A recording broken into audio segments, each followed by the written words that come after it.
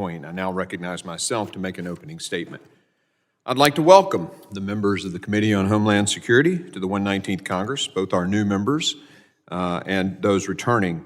I'm honored once again to lead the committee. I'd like to thank the Ranking Member Thompson, and all our members for their collaboration in finalizing our committee's rules so we can get on to the important business of the committee. Securing the homeland is an American imperative, and I hope for a productive partnership with all members of our committee. Over the last 4 years, the world has grown more dangerous than at any point since World War II. Today, we face a myriad of threats not seen by previous generations. And sadly, we saw one of these play out in New Orleans on New Year's Day. The Biden-Harris administration failed to confront these threats head-on. Consequently, our adversaries worldwide are bolder than ever. Conflict and instability are spreading, and threats to our national security multiplying. The world has always been a dangerous place, but the threats and dangers to our homeland and to our very way of life have multiplied.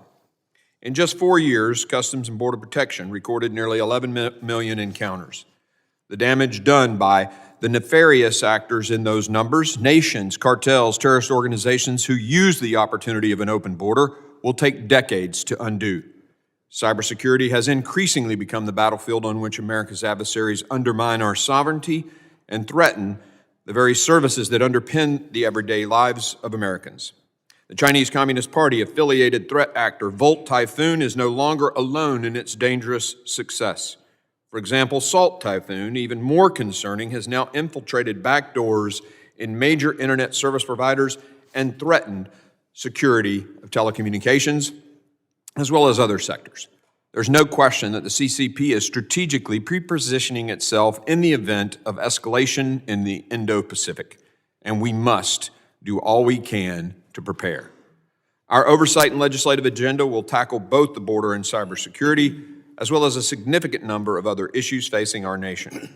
Fortunately, President Trump and his administration signal a return to the policies that kept America safe and secure and our enemies at bay. It will be incumbent on Congress to put aside political differences and give the Trump administration all the tools it needs to continue advancing America's interests. The people have spoken. We need to act.